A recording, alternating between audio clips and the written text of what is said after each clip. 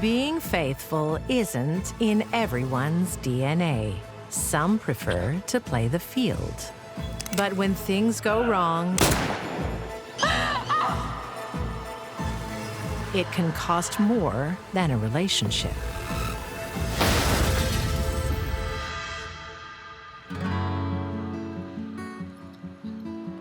In the middle-class suburbs of Denver, Colorado, a portrait of family happiness. Oh, be careful.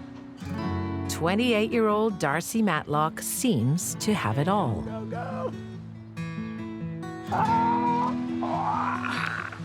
Darcy had a good job, just married, little 4-year-old girl.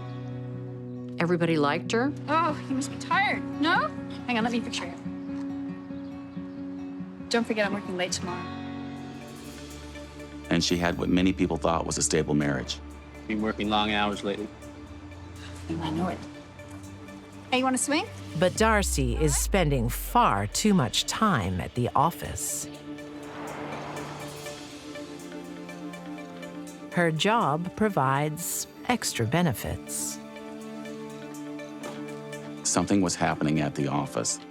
Darcy was having an affair with a young man named Ron. The fact that she was involved in the extramarital affair, I think, showed some issues with her personality. See you guys tomorrow. Bye. You coming? Oh, no, not yet. Have a good night. You too. Night. Despite everything Darcy had going on, she wanted more.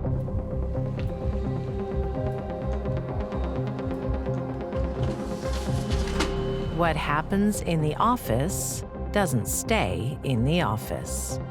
Once Darcy started the affair, everyone in the office knew it. She also started coming into work later, not coming at all.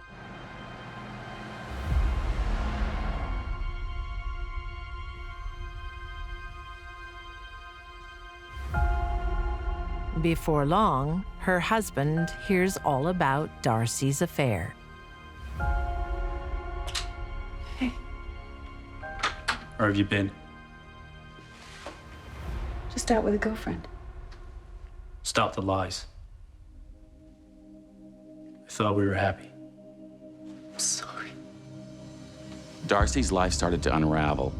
Not only does her husband leave her, he takes their daughter with him. The killer for her was that she lost custody of her daughter. Her stability was lost by her husband leaving her, taking her child. That's a tremendous loss for anyone, even though she brought it on herself.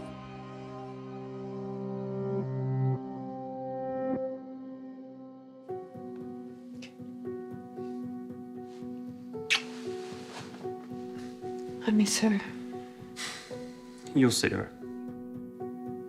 Darcy seeks comfort in the arms of her new lover, Ron Griffin. Well, you've got me. She moved in with her boyfriend, Ron. But she was very depressed about losing her marriage. Her live-in lover isn't always the comfort she needs or is hoping for. I don't think Ron was very happy, and things disintegrated in that relationship. You are so funny. The cheater now fears she's being cheated on. Darcy reveals her true colors, all of them dark. Were you hurt? Oh, no, I'm fine. Thankful. Excuse me.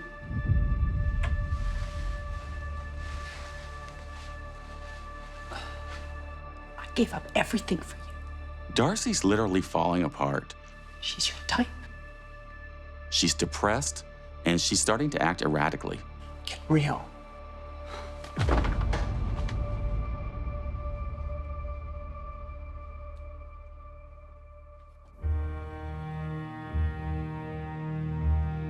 Darcy no longer trusts her lover. Where are we going? I'm meeting the boys. Without me? Darcy blew up her own life, I do everything with you. but that wasn't enough. She began to go after Ron. I'm going. What? You're not going anywhere. But her tantrums don't bring Ron to heal. They drive him away permanently. Trouble with Darcy was just a drip, drip, drip. She lost her husband, she lost her child, and now she's lost her boyfriend. 36-year-old Patricia Tito George? Hi! has never been a one-man woman. You buy me a drink? Not tonight, Tricia. Patricia Tito really thought very highly of herself and her sexual power over men. Fred? Hi! Hi, baby. I haven't seen you in so long. You look beautiful. You buy me a drink? Sure, what you want to drink, honey? Bourbon. 2 bourbons. Patricia works the rooms of Shreveport, Louisiana, for more than pleasure. She used her sexuality to get what she wanted. For her, it's a living. Say, any chance of a loan? She seemed to be looking for single older men who were cash lucrative. Once she figured out she could manipulate and con and charm her way into a man's bed and then get whatever she wanted, she ran with it. But Patricia's hard-living lifestyle is catching up with her. Her looks were going. The women that were doing the things she were doing, they were younger, they were prettier.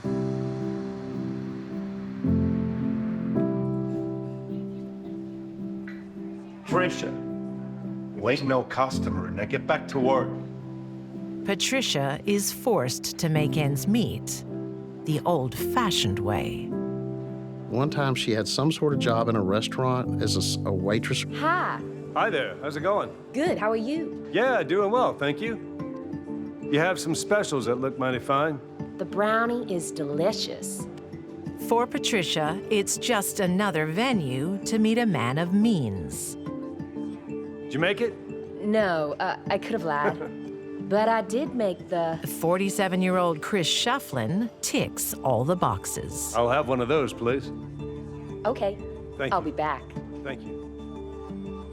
Chris was self-employed in the oil business. I mean, he could take care of himself.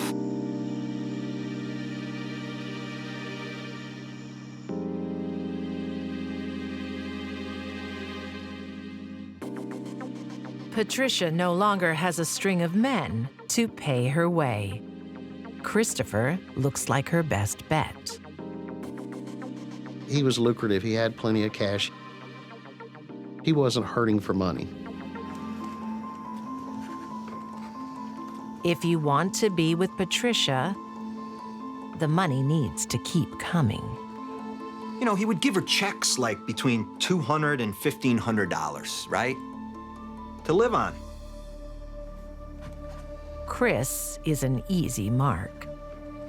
Trish, you're gonna send me to the poorhouse. But I'm worth it. Yes, you are. Chris was passive. He probably would have struggled with telling someone no. Can I also get 150 for my hair? Why not? 150. Thank you. She had a roof over her head and she had money in her pocket, and it was all from him. Here you go, honey. For a year, Patricia is riding high I'll see you later. until Chris has a stroke.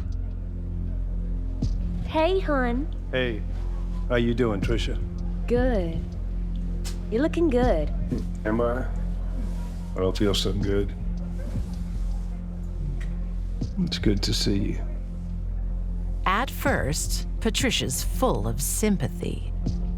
Baby, I'm doing it real hard. Can I have some money? What the hell? Tricia, I can't continue to give you any money. Until she realizes Chris has lost his income. I'm not even working now. Then screw you. Tricia. Patricia dumps Chris as quickly as she found him and returns to her former lines of credit. Hey, Bob. Hey, Patricia. How you doing? I'm good. Yeah, what do you want? But her other men have moved on. Patricia, don't call me again. You don't have to be like that. I said, don't call me again. Fine, I won't. Her old connections were gone. Some of them deceased. Some of them no longer would have anything to do with her. Patricia must face reality. Her credit around town is exhausted. Her only chance is to make amends with Chris. But she's too late. Judy Wynn is this 59-year-old secretary. Everybody loves her. He moved on with another woman, and another woman that was significantly older than Patricia Tito. And that did not sit well with Patricia Tito.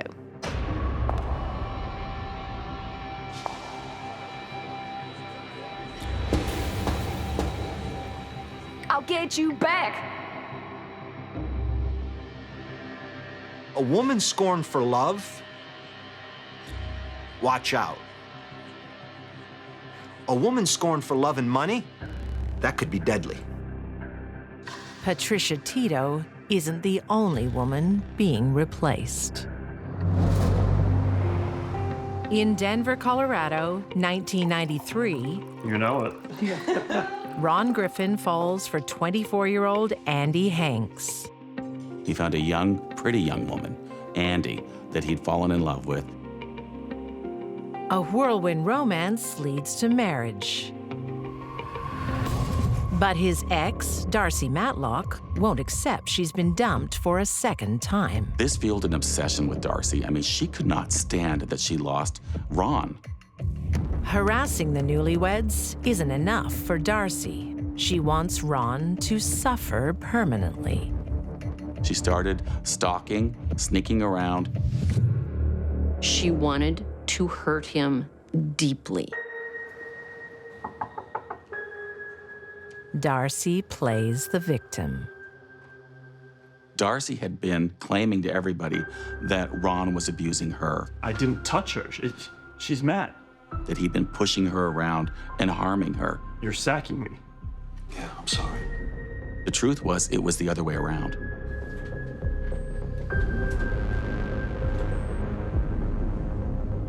But that wasn't enough. She wanted much more.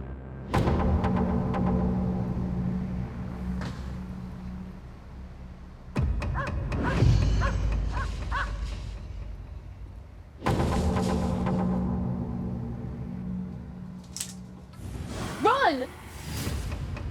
There's someone outside. Ron's new marital home is no sanctuary.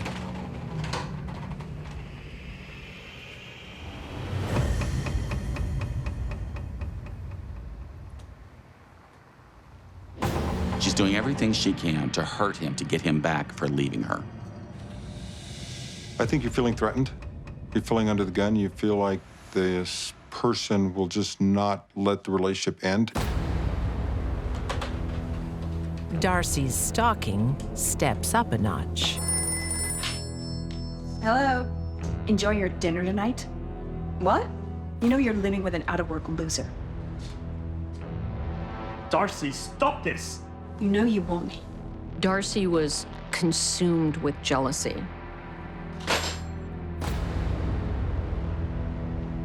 Desperate to protect themselves, Ron and Andy look for a legal way out. I'm sorry. When Ron and Andy took out a restraining order on Darcy, at that point, Darcy was a pest. Yeah. Ron, it's me. I don't want to fight anymore. Can we meet? All right? But this is your last chance. Well, normally a restraining order for most people will cause them to cease and desist contact. She wants me to meet her. Well, if you think that's a good idea. Won't be long. I don't think they knew she was dangerous, but she was about to show them that they were wrong. In Shreveport, Louisiana, Patricia Tito is enraged she's lost her man, or rather, his wallet. And she blames one person, his new girlfriend, Judy Wynn. Tricia was desperate. She had gotten into a desperate situation.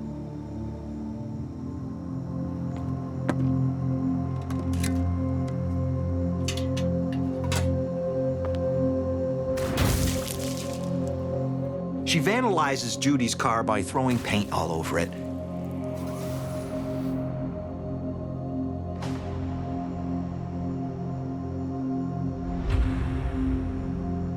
This is a person who is becoming undone.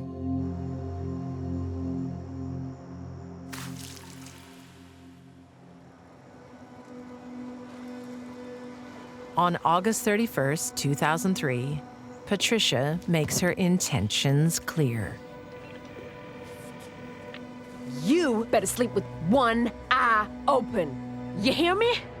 In those phone calls, there was rage, extreme rage. Let me tell you something, partner. I get a hold of Judy Wynn. Ain't nobody on God's green earth gonna make her recognizable. Do you hear me, Chris? Huh? Do you hear me? I listened to all of the voicemails, and I can tell you that they sent chills up my spine. As a long-term career prosecutor, I've really never heard such evil and hatred in someone's voice. You won't even know what hit you. You knew somebody was gonna die. That's it. I'm gonna call the police. It's ridiculous.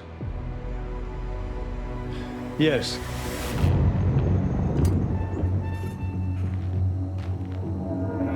But it's too late. Within hours, Patricia strikes. There was really no time for the police to act. Patricia Tito was ice pick crazy. She was just that full of rage and anger.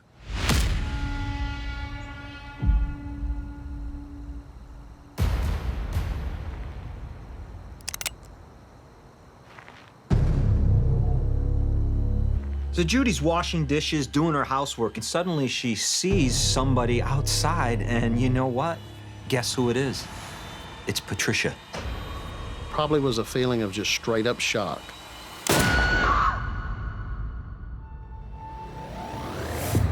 Judy! Stay with me. Chris comes downstairs Stay with me. and finds her in the floor. She's shot in the chest, bleeding badly. Stay with me, baby. Stay with me. She says, Tricia shot me. Trish Tito shot me. Stay with me. Stay with me. Yes, we have an emergency at 14 Kent Street, Shreveport. Judy dies of a single gunshot to the chest. Stay with me, baby. Stay with me, all right? Stay with me.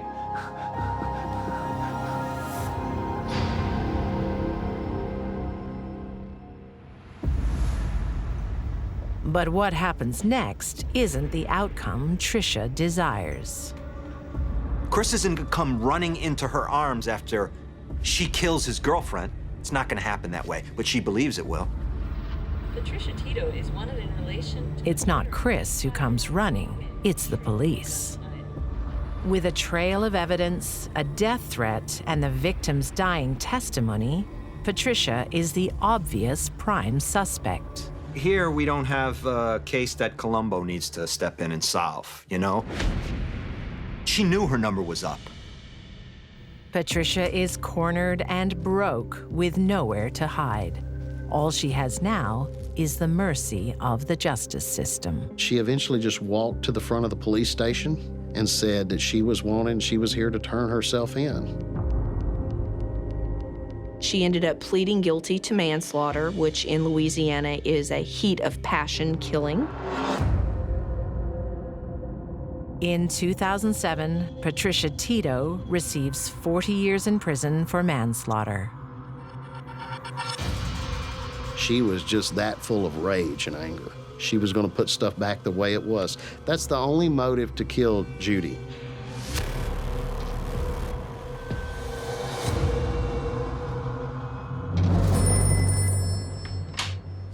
Yeah. Rejection is never an option for Darcy Matlock. Can we meet? On December 6, 1993, she arranges to meet her ex in a local parking lot. But Darcy's a no-show. Darcy really didn't want to talk to Ron. She wanted Ron to get away from the house. Darcy is visiting someone else in disguise. I think the fact that she was wearing a red wig and didn't want to be seen by any witnesses was obvious that she was trying to withhold her identity.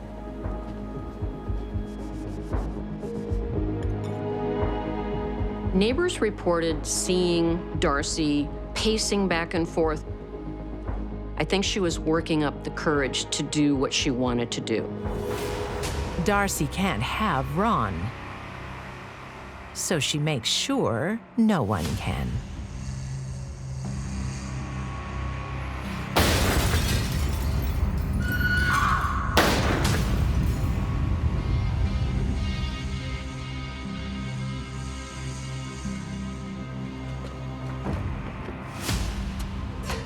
She made it as far as the front door of her apartment and collapsed. When we got there, that's where I saw her. I was laying on the ground, partially in, partially out of the apartment in the hallway. Most people would think killing Ron would be her ticket for revenge, but really, killing Ron just kills Ron. To ruin Ron's life would be to kill the one he loves.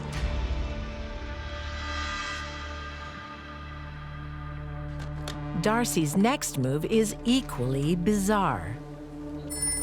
She's not calling Ron to gloat. It's me. I shot Ron's wife. She's calling her ex-husband. Will you meet me? Her ex-husband was smart enough to know not to do that. Okay, just stay there. I'll come now. Okay, hurry. Perhaps he was afraid he might be the next target. I want to report a shooting.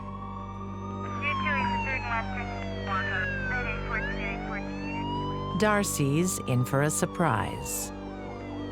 Captain Joseph Padilla was the arresting officer. When I pulled up, there were several police officers surrounding a car. Ma'am, open the door. She pulled her hands inside. She went for a gun in her lap. But I reached down and ripped it out of her hand and pulled it away.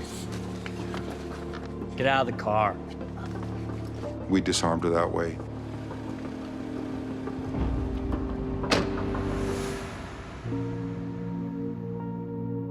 Two months after Andy's murder, there is another casualty. Ron loved Andy so much, and Darcy really did ruin his life to such an extent that Ron took his own life 2 months later. To come home and find that his bride had been murdered by Darcy would certainly have been more than he could tolerate. In 1994, Darcy Matlock is convicted of homicide and sentenced to life in prison. Envy can be defined as, I like what you have, I'd like to have it myself.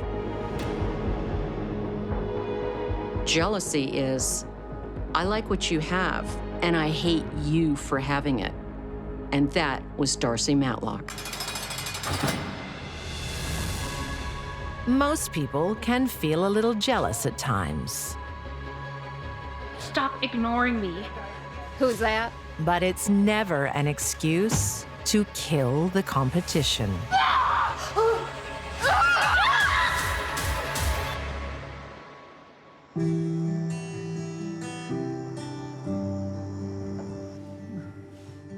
I can't believe they're all grown up. You could say empty nesters Shannon and Roscoe Griffin met on Cloud 9.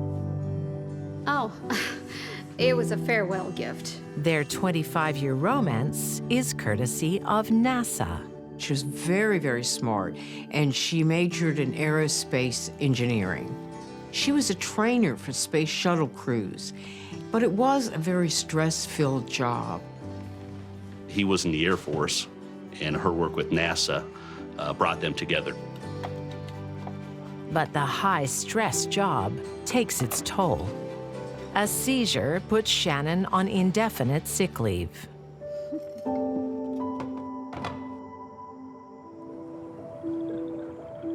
The couple retire to a quiet life on a farm in Denver, Missouri. Yes, sir. No, that won't be a problem. But at 52, Roscoe soon decides he's not ready to quit working. Who's that? I got the job in Kansas. Roscoe found a job teaching in Lyons, Kansas. It's a real opportunity, Shannon. I'm not moving to Kansas. We'll work something out. Shannon, we will. We'll work something out. Shannon! The once happy couple are now more than 300 miles apart. And after a while, he was in Kansas almost all the time.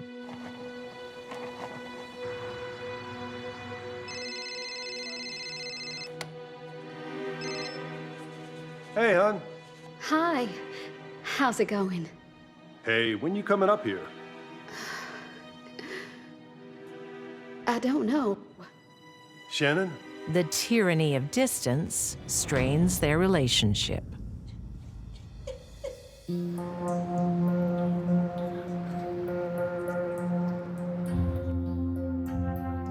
Then Roscoe suffers another blow.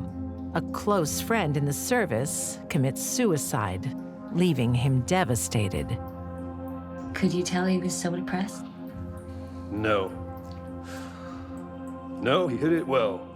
He confides in Dr. Irina Puskariu. Irina was a psychiatrist working for the VA hospital in Kansas. I'm so sorry, but it's time for my next appointment. We can continue this next time.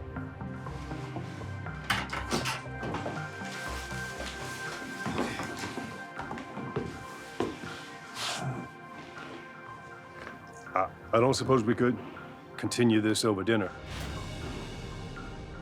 It began as a doctor-patient relationship, and then Irina crossed the ethical boundary.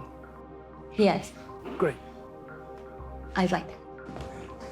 Irina is just the medicine Roscoe needs.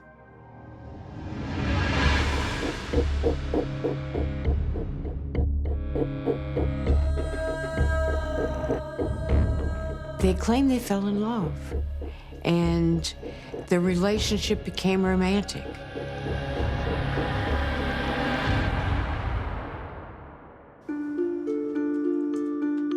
The affair remains a secret. Until, on their 20th wedding anniversary, Shannon finds out through social media.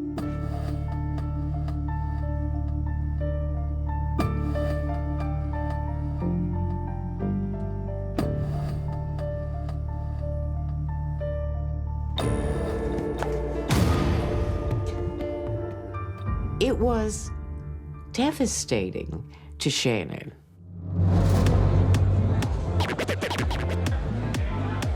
A monogamous relationship has never been Liz Golyer's idea of a good time. Liz liked men. Oh, did she? She She always kind of went into relationships as friends with benefits, and I'm not in it for anything for the long haul. In 2012, in her hometown of Omaha, Nebraska, I've been single a while. Well, I just broke up with my ex, so I'm not looking for anything serious. My perfect man. Liz's no strings mantra appeals to her latest hookup, 35-year-old Dave. They were both okay with, yep, we're having fun. I'm gonna talk to other guys, I'll talk to other girls, or at least appeared that way on the surface at first. But it's not long before this modern arrangement becomes old school. I gotta go. How about we go away for the weekend? Can't do. I got a date Saturday night. Serial dater Liz starts wanting more. Your loss. Yeah, it changes when she meets Dave. Something about him she really liked, and she wanted them to be in a committed relationship. Come on, don't be like this.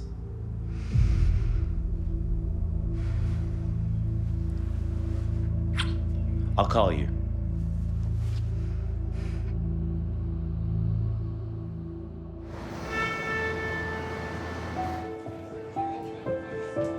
But Dave doesn't feel the same way. Carrie. Dave. Hey. Good to see you. Yeah. How are you? I'm well. Oh. He invites 37-year-old Carrie Farver on a date. But they are not alone.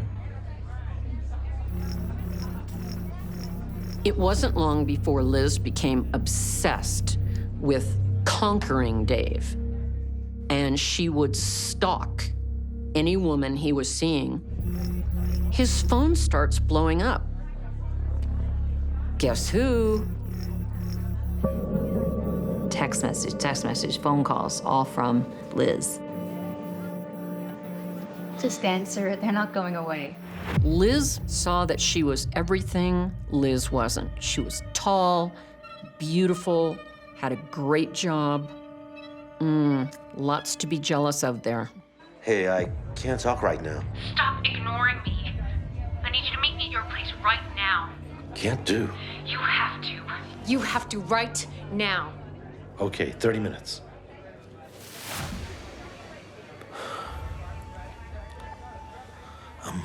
I'm sorry. I have to meet a friend at my place.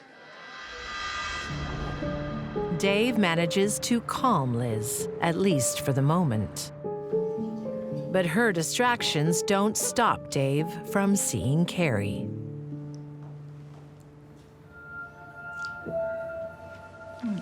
I have a confession. I've got a man in my life. My son.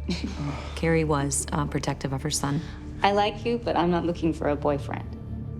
She just wasn't a commitment type person. I think she just wanted to enjoy life, be a good mom, and work at a good job. But yet again, a no-strings-attached theory doesn't quite pan out in practice. This time, it's Dave's turn to fall in love. You know, people may say, I don't want involvement, but it happens. And it seems to have happened with Carrie and Dave because they started spending every evening together. Although Dave is seeing both women, he clearly has a favorite. The competition is drastically winning right now.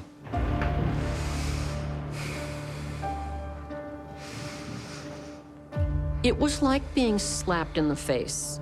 It was as if he said to her, I choose this woman over you. Liz is the one who usually walks away. When she was in a relationship with someone, it was fine for her to leave them, but if they did that to her, there was going to be a price. In Missouri, Shannon Griffin wants her husband back, despite his affair. Shannon decided to fight for her marriage and try to make it work with Roscoe. The couple agree to attend a marriage counseling session. I'm sure he's still seeing her. Shannon's understanding that that meeting was going to be a type of marital counseling session whereby they could work on their relationship. But I do want to see Irina. I can't help the way I feel. I can't help the way I feel? No. She was furious that he was not willing to leave the other woman totally behind and spend all of his time with her and their relationship. Her dependence on Roscoe made her so vulnerable that she couldn't even consider life without him. Emotionally, financially, he was her anchor. She gives her husband one last chance to change his mind. Shannon, where are you? How could you, Roscoe? How could you let that woman ruin our lives? We're not happy, Shannon. So look, either we go ahead with a divorce, or we'll stay married, and then I'll just see Irina on the weekend.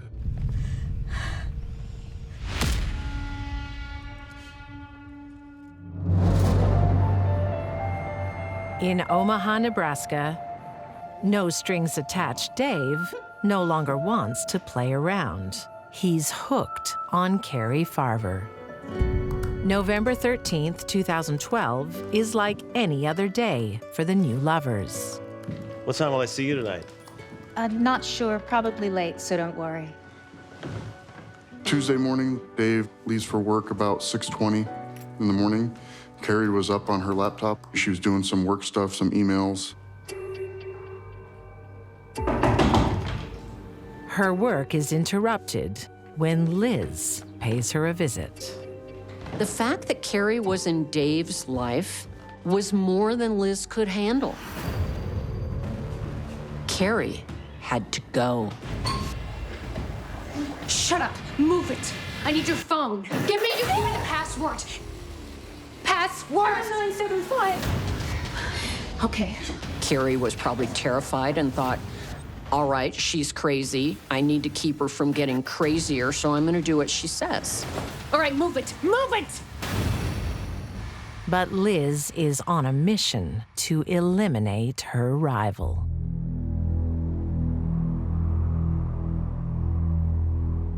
Liz ultimately was able to get Carrie into her own car in the passenger seat. She stabbed her 3 or 4 times in the stomach and the chest area.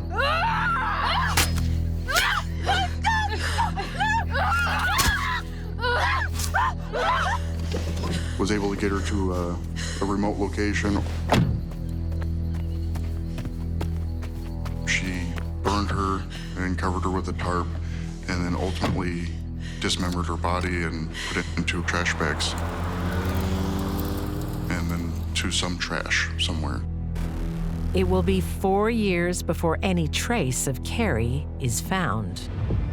But on the day of the murder, Liz has a plan to cover the disappearance of the young mom. She has Carrie's phone and password. Within a few hours, there was activity that we believe was from Liz accessing Carrie's account. Online, Liz becomes Carrie, breaking up with the world.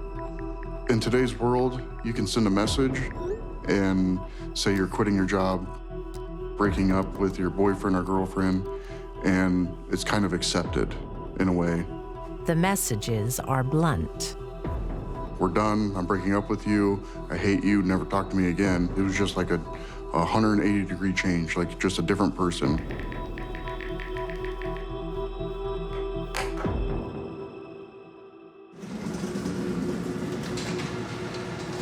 Liz directs the terror campaign on herself to avoid suspicion. I'm terrified. She's been stalking me, and now this. Carrie was out there causing all kinds of trouble. Liz, are you okay? Oh, thank you. Liz and Dave were both victims of Carrie harassing or damaging their property or stalking them. It brought them together. Sir, do you know this Carrie woman? I was seeing her. She's been harassing me. It's a puzzle for the police.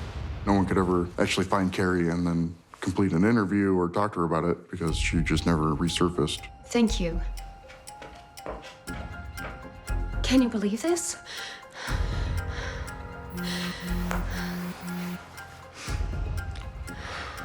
I gotta go. Why? That's my ex. One of the kids is sick. I'm sorry. Despite the threats, Dave isn't running back into Liz's arms. She ups the ante. Liz was obsessed with making herself look like a valuable person to Dave and a victim of the evil Carrie. If you're willing to shoot yourself in the leg and just miss your femoral artery for something, you're very dedicated. Did you see the shooter? But her self-inflicted wound will be her downfall. I'm not sure. I think it was a woman. The police can't find any sign of the shooter. They start investigating the victim. We had a GPS tracker on our car for about 3 months. We requested consent to download her phone. Amongst her communications is a trail of threatening correspondence. Claiming to be responsible for the shooting and pretending to be Carrie. And like, don't make me do what I did to Carrie to you. Records prove Liz has been impersonating Carrie for 4 years. Well, what do you know? Spinning a web of lies to get Dave back. So Liz is having these email exchanges, and really what she's doing is confessing to what she did to Carrie. Carrie's body is never found. But the police recovered damning photos from Liz's camera.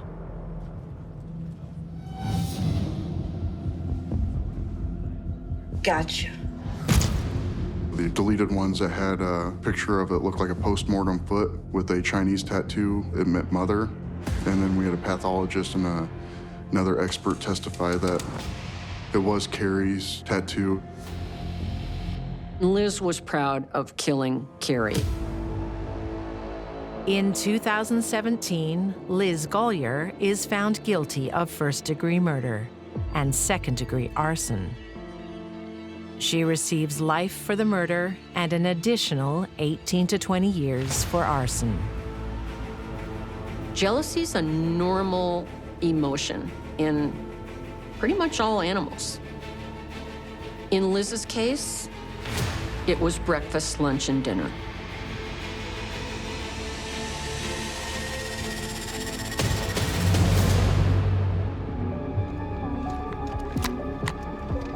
Jealousy also consumes Shannon Griffin.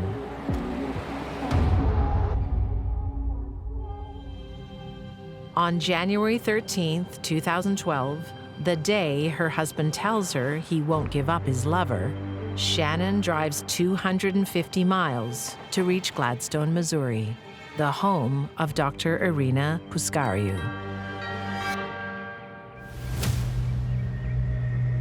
Irina answered the door. Shannon walked into the house and Irina backed into the house.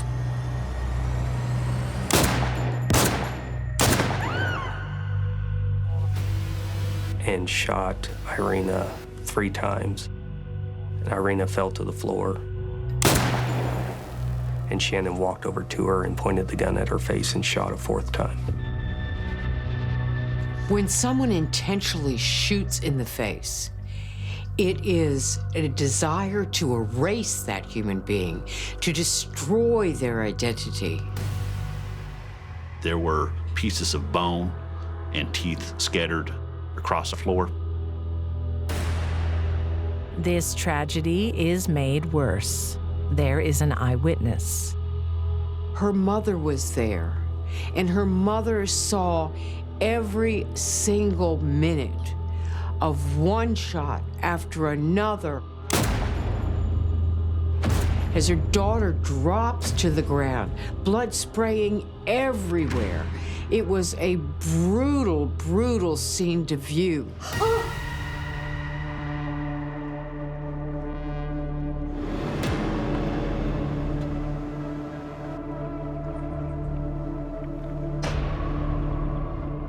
After Shannon had shot Irina, she got in her car and she made a series of phone calls. It's me. One of the phone calls she made was to Roscoe, She's dead. and she confessed I killed her.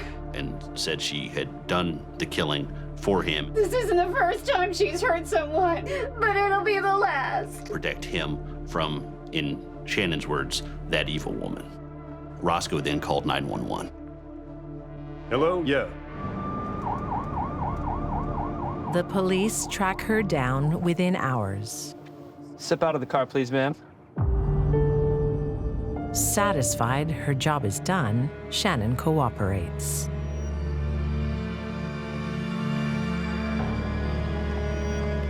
Shannon ended up pleading guilty to second-degree murder.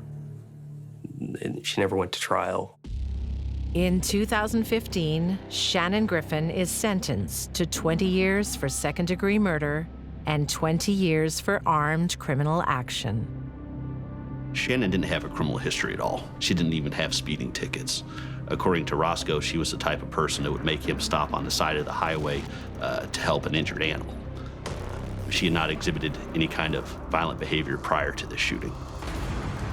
Shannon, a brilliant scientist who understands the laws of physics, can't deal with more earthly forces. Matters of the heart are her undoing. Shannon felt she was on a mission, a lot like a space mission. And that's how she treated this act of murder. Once she finished it,